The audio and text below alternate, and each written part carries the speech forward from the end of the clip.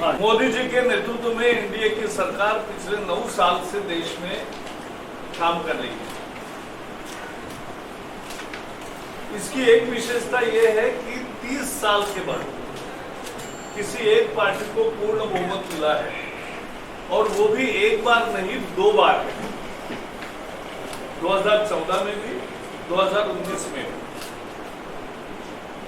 ये जनता का मोदी जी पर विश्वास है। उन्होंने किए कार्यक्रम लोगों को पसंद है, इसलिए लोग बार बार वोट दे रहे हैं। और मोदी सरकार के 9 साल के बहुत अचीवमेंट्स हैं, लेकिन मैं केवल 9 गिनूंगा। 9। पहला, उन्होंने विकास की राजनीति की है। Development, development, development. और विकास में नो डिस्क्रिमिनेशन, सभी राज्यों के साथ। आज ही आपने पढ़ा होगा कि तेलंगाना और आंध्र को रिवोल्यूशन का ज्यादा पैसा दिया है।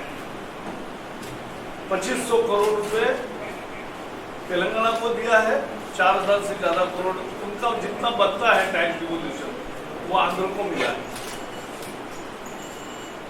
टैक्स डिवोल्यूशन केवल 32% था जब हमने 2014 में सत्ता संभाली, 32%।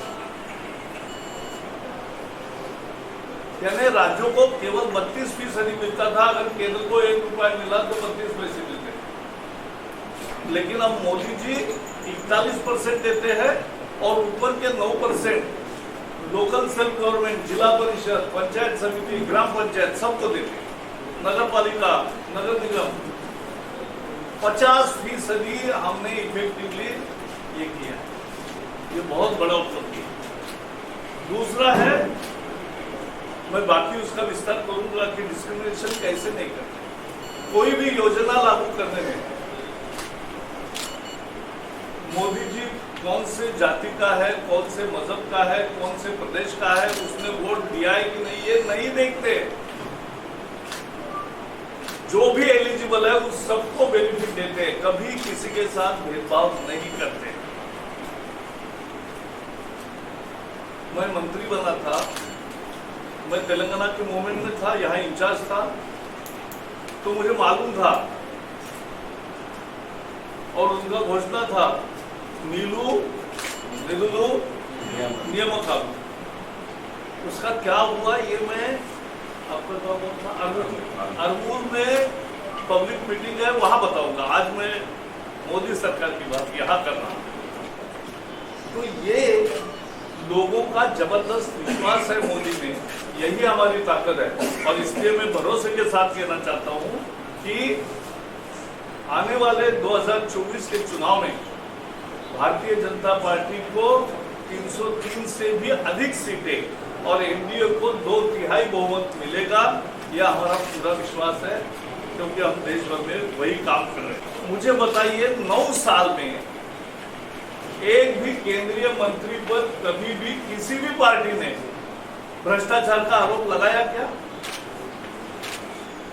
अगर कुछ होता तो जरूर करते, लेकिन नहीं है ना। ये फर्क लाया है। पहली दफा आजादी के बाद फर्स्ट टाइम ये तय हुआ है कि लोग मंत्रिमंडल में भ्रष्टाचार नहीं, कोई शिकायत नहीं, कोई आरोप ही नहीं। एक मजबूती दी है, स्टेबिलिटी, स्थिरता लाई है। दुनिया में एक लीडरशिप दी है, देश को एक नेतृत्व दिया है। दुनिया में देश का स्थान बढ़ा है।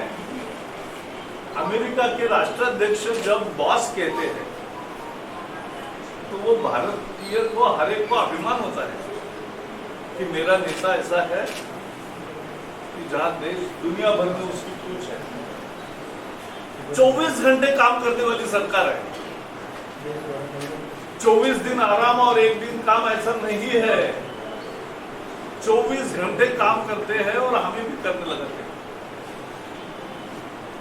सबका साथ, सबका विकास, सबका विश्वास, सबका प्रयास, और दूसरा तत्व है अंत्योदय, यानी जो भी दलित, पीड़ित, शोषित, वंचित, schedule caste, schedule tribe, OBC और बाकी जो भी है जिनको मदद की जरूरत है, उसके लिए सरकार समर्पित है, उसको पहले न्याय। मोदी सरकार के 9 साल के 9 बड़ी उपलब्धि: 1, विकास की राजनीति; 2, किसी के साथ भेदभाव नहीं किया; 3, देश को प्रथम माना, दूसरा कोई इंडिविजुअल स्वार्थ या इंडिविजुअल कुछ नहीं, देश ही देश; 4, करप्शन नहीं, 9 साल में एक भी आरोप नहीं लगा; 5, एक स्थिरता लाई भारतीय राजनीति में और नेतृत्व दिया; 24 घंटे काम करने वाली सरकार है, सुशासन दे रही है, दुनिया में भारत का स्टेचर बढ़ा है। और आंध्र तेलंगाना के बहुत लोग विदेश में जाते हैं, उनको पूछो, उनकी कॉलर टाइट है। मैं तो विदेशों में वहाँ बतकमा और फंक्शंस में अनेक बार गया हूँ, और वहां भी जब तेलंगाना का आंदोलन चल रहा था तो 2 अलग बतकमा होते थे, तो ये भी मैंने सब देखा है। किसान की 40 साल से जो लड़ाई थी वो लाभकारी मूल्य के लिए थी, रेम्यूनरेटिव प्राइसेस।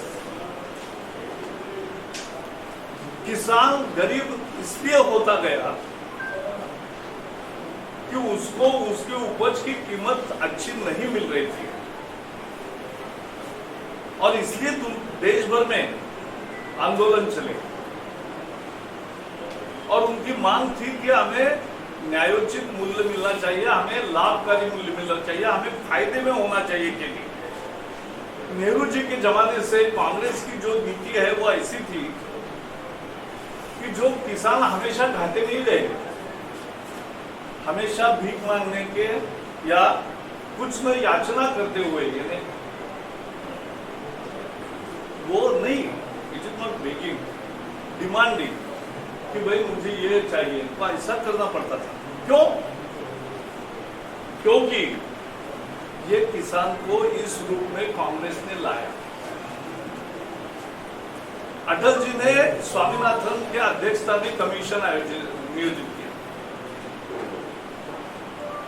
कमीशन ने अपना रिपोर्ट 2004 में दे दिया, लेकिन चुनाव में हमारी सरकार हार गई, यूपीए की आ गई, टीआरएस मंत्री केसीआर मंत्री बन गए, शरद पवार एग्रीकल्चर मिनिस्टर बने। 10 साल उन्होंने जो सिफारिश की थी कि लागत मूल्य प्लस 50%, ये स्वामीनाथन ने फॉर्मूला दिया कि कॉस्ट ऑफ प्रोडक्शन प्लस 50%, कभी उस पर अमल नहीं किया, वो स्वीकार ही नहीं किया। मोदी ने क्या किया? यह फॉर्मूला स्वीकार किया और पिछले 6 साल से उसको अमल में किया है, और उसके कारण आज बहुत दाम बढ़ गए हैं। और दाम कितने बढ़े हैं कि पैडी का एमएसपी 1345 था, 1345 इन 13-14, अभी कितना है? 2203, 63% इंक्रीज। रागी 1500 रुपीज था, अब लगभग 4000 रुपये हो गया, 156% राइज है। कॉटन 3750 रुपीज था, अभी 6620 है, 76% राइज है।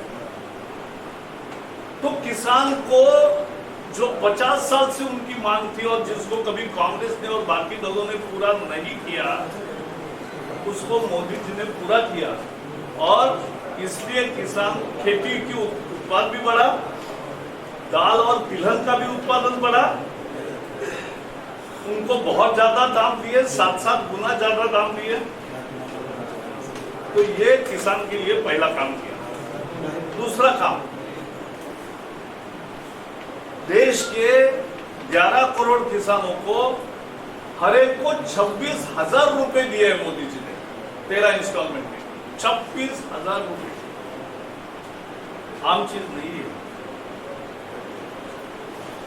और किसान को एमएसपी भी दिया और किसान को सम्मान निधि भी दिया खेती के सुधार के लिए। और इसका परिणाम क्या हुआ कि किसानों ने भी जोर से किया। आज दुनिया में मिल्क प्रोडक्शन में भारत नंबर 1 है, फिश प्रोडक्शन में नंबर 2 है, राइस प्रोडक्शन में नंबर 3 है।